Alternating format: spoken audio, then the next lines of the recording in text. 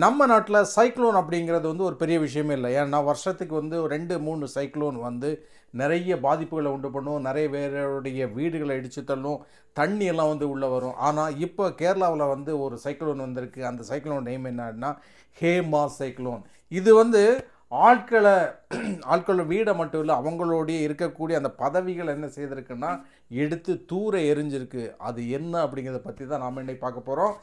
அதாவது மொத்த கேரளா சினி இண்டஸ்ட்ரியை வந்து இந்த சைக்ளோன் வந்து என்னென்னா ஒரு செமையான ஒரு உலுக்கி இருக்குது. அதில் எத்தனை பேர் கீழே விழுந்திருக்காங்க, விழுந்தவங்க எந்திக்க முடியாமல் வந்து திணறிட்டு இருக்காங்க.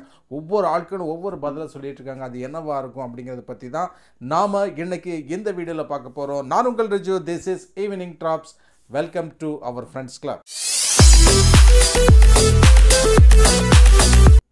கேரளா சினி இண்டஸ்ட்ரிக்கு மேலே ரொம்ப நாளாகவே கம்ப்ளைண்ட். என்ன கம்ப்ளைண்ட் அப்படின்னு கேட்டாச்சுன்னா, அங்கே வந்து ஆண்கள் வந்து ரொம்ப டாமினேட் பண்ணிகிட்ருக்காங்க, நடிக்க வரவங்களை வந்து அவங்க தவறாக பயன்படுத்திகிட்டு இருக்காங்க அப்படின்னு சொல்லிட்டு ரொம்ப நாளாகவே கம்ப்ளைண்ட்டுக்கு மேலே கம்ப்ளைண்ட்டாக வந்துட்டு இருக்கும்போது என்ன ஆயிடுச்சு அப்படின்னா 2017 வந்து உமன் இன் சினிமா கலெக்டிவ் அப்படிங்கிற ஒரு அசோசியேஷன் வந்து என்ன பண்ணுது அப்படின்னு கேட்டாச்சுன்னா, முதலமைச்சர் பினராயி விஜயனை சந்தித்து நீங்கள் வந்து உடனே ஆக்ஷன் எடுக்கணும். ஏன்னா சினி ஃபீல்டில் வந்து சில மோசமான விஷயங்கள்லாம் நடந்துகிட்ருக்கு, நிறைய பெண்களை வந்து தவறாக பயன்படுத்திகிட்டு இருக்காங்க. இது வந்து கம்ப்ளைண்ட் பண்ணாலும் என்ன செய்கிறது இல்லைன்னா எந்த ஆக்ஷனுமே எடுக்கிறதில்ல, நீங்கள் உடனே இதுக்கு வந்து ஒரு தீர்வு காணுங்க அப்படின்னு சொல்லிட்டு வந்து இந்த கமிட்டி வந்து என்ன செய்யுதுன்னா சிஎம் வந்து அப்ரோச் பண்ணி சொல்லுது. உடனே வந்து இவர் என்ன செய்கிறார் அப்படின்னு கேட்டாச்சுன்னா வந்து ஹேமா அப்படிங்கிற ரிட்டையர்டு ஜட்ஜை வந்து ஒரு கமிஷனராக போட்டு இந்த சினி ஃபீல்டில் வந்து என்ன நடந்துகிட்ருக்கு அப்படிங்கிறத வந்து விசாரித்து ஒரு அறிக்கை தாக்கல் பண்ணுங்க அப்படின்னு சொல்லிட்டு இந்த ஹேமா அப்படிங்கிறவங்க வந்து நியமிக்கிறாங்க.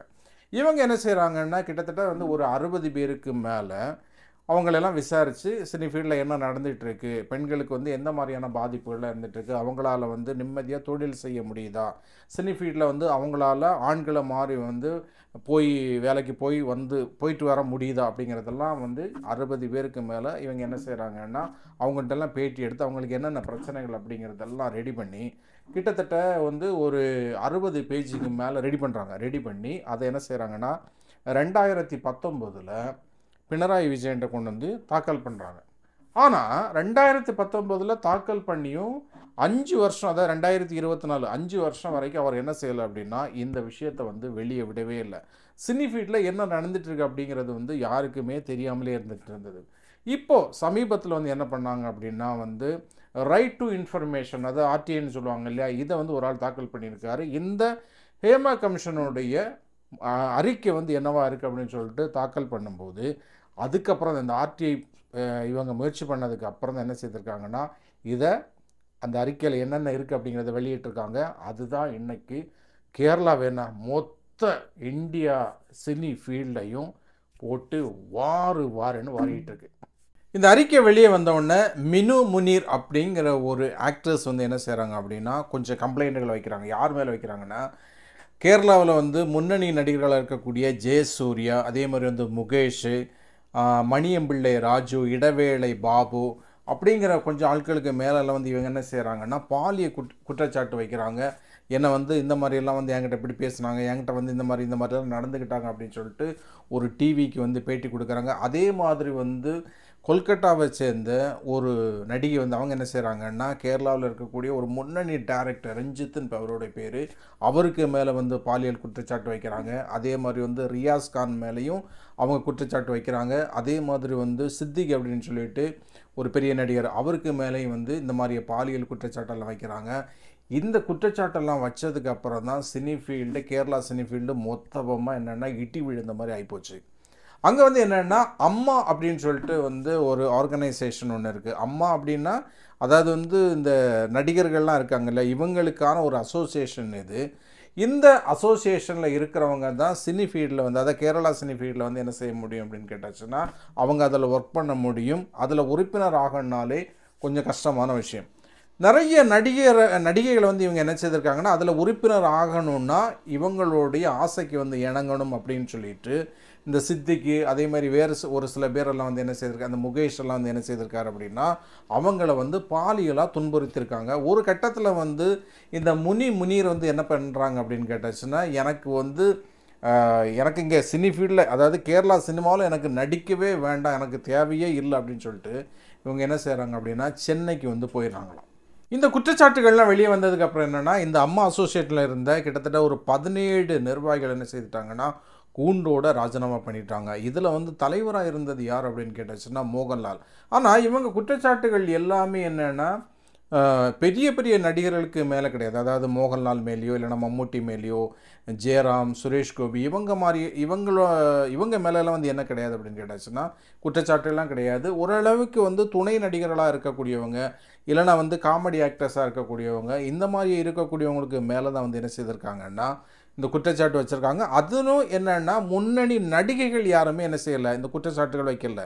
இந்த முன்னணி நடிகைகள் வந்து வச்ச குற்றச்சாட்டு என்ன அப்படின்னா, எங்களுக்கு வந்து இந்த சினி ஃபீல்டில் ஒர்க் பண்ணுறதுக்கு வந்து சரியான ஒரு ஸ்பேஸ் இல்லாமல் இருக்குது, அவங்க வந்து மொத்த ஆண்கள் தான் இதை டாமினேட் பண்ணியிருக்காங்கன்னு அப்படின்னு சொல்லிட்டு சொன்னாங்க. என்ன காரணம் அப்படின்னு கேட்டாச்சுன்னா, இப்போ திலீப் அப்படிங்கிற நடிகர் வந்து என்னென்னா ஒரு பாலியல் வழக்கில் வந்து சிக்கிறார். அதாவது வந்து அப்போ கேரளாவில் முன்னணி நடிகையாக இருந்த பாவனாவை வந்து இவருடைய தூண்டலில் தான் கடத்தி கொண்டு போய் ஒரு 4 பேர் பாலியல் துன்புறுத்தல் பண்ணாங்க அப்படின்னு சொல்லிட்டு ஒரு குற்றச்சாட்டு வந்து அவரை அரெஸ்ட் பண்ணி அவர் கொஞ்ச நாள் ஜெயிலெலாம் இருந்தார்.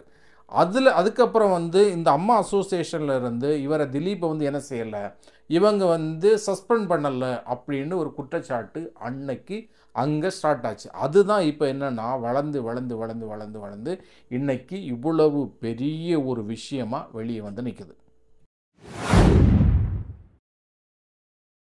திலீப் விசஸ் பாவனா, இவங்களுக்குள்ளாடி எப்படி இந்த பிரச்சனை உண்டாகுது அப்படின்னு கேட்டாச்சுன்னா, திலீப் வந்து ஃபஸ்ட்டு மஞ்சு வாரியர் அப்படிங்கிற ஒரு பொண்ணை தான் என்ன செய்கிறார் அப்படின்னா லவ் பண்ணி கல்யாணம் பண்ணுறார். கொஞ்ச நாள் ஆனதுக்கப்புறம் ஒரு 10-15 வருஷம் தாண்டினதுக்கப்புறம் இவர் அதிகமாக யார் கூட சேர்ந்து நடிக்கிறார் அப்படின்னா காவியா மாதன் அப்படிங்கிற ஒரு பொண்ணோட சேர்ந்து வந்து ஒரு ஆக்டரோட சேர்ந்து நடிக்கிறார். இவங்க கண்டினியூஸாக பல படங்கள் நடிக்கும்போது இவங்களுக்கு உள்ளாடி என்ன ஆகுது அப்படின்னு கேட்டாச்சுன்னா ஒரு கெமிஸ்ட்ரி வந்து ஒர்க் ஆக ஆரம்பிக்கும்போது இவர் வந்து மஞ்சு வாரியரை விட்டு கொஞ்சம் கொஞ்சமாக விலகிறாரு. அது மட்டும் இல்லாமல் ஒரு படத்தில் வந்து என்ன ஆகுது அப்படின்னு கேட்டாச்சுன்னா பாவனாவும் திலீப்பும் காவியா மாதவனும் சேர்ந்து நடிக்கும்போது இந்த காவியா மாதவனுக்கும் திலீப்புக்கும் வந்து ரொம்ப நெருக்கம் உண்டாகுது. அந்த நெருக்கத்தை வந்து யார் பார்க்குறா அப்படின்னு கேட்டாச்சுன்னா வந்து பாவனா பார்த்துட்டு தகவல் வந்து யாருக்கு கொடுக்குறாங்கன்னா மஞ்சு வாரியருக்கு வந்து கால் பண்ணி சொல்கிறாங்க, இதே மாதிரி வந்து உங்கள் சேட்டாவும் அந்த பொண்ணும் ஜிங்கனி அப்படின்னு சொல்லி சொல்கிறாங்க. சொல்லும்போது என்ன ஆகுதுன்னா அங்கே அவங்க வீட்டில் வந்து பிரச்சனை உண்டாகும்போது இதுக்கு யார் காரணம்னு திலீப் பார்க்குறாரு. பார்த்தாச்சுன்னா பாவனா தான் இதுக்கு காரணம். ஸோ பாவனாவுக்கு வந்து ஏதாவது ஒரு தண்டனை கொடுக்கணும் அப்படின்னு சொல்லிட்டு 4-5 குண்டாஸ் எல்லாம் வந்து ரெடி பண்ணி வெளியிலே தெரியாமல் அதை நல்ல மாதிரி நடிச்சுட்டு பண்ணுவாங்க இல்லையா, அதே மாதிரி வந்து 4-5 குண்டாஸ் எல்லாம் ரெடி பண்ணி இந்த பாவனாவை கடத்தி பாலியல் துன்புறுத்தல் கொடுத்தாங்க.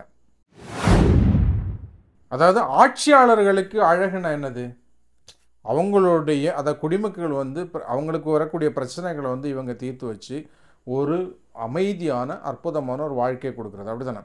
ஆனால் 2017 இந்த ஹேமா கமிஷனை வந்து யார் ரெடி பண்ணுறா, கேரளா சிஎம் பினராயி விஜயன் தான் ரெடி பண்ணுறாரு. 2019 இவங்க விசாரணை எல்லாம் முடித்து அந்த அறிக்கையை கொண்டு வந்து யார்கிட்ட கொண்டு கொடுக்குற சிஎம் பினராயி விஜயன் வந்து கொடுக்குறாங்க. இவர் 5 வருஷமாக இதை வெளியிடாமல் வச்சுட்டே இருந்திருக்காரு. அப்போ வந்து அவருக்கு என்ன தெரியும், விஷயங்கள் எல்லாமே தெரியும்.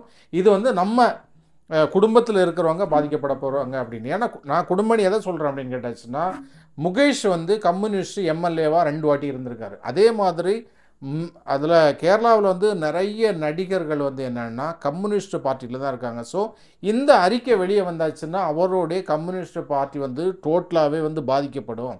அதனால் வந்து அவருக்கு மறுபடியும் வந்து ஆட்சிக்கு வர்றதுக்கான வாய்ப்புகள் வந்து ரொம்ப குறைவு அப்படின்னு சொல்லிட்டு 2019 கிடைச்ச வந்து ஒரு ரிசல்ட்டை இவர் என்ன பண்ணிட்டாருன்னா பெட்டியில் வந்து வச்சு தூங்க வச்சுட்டார்.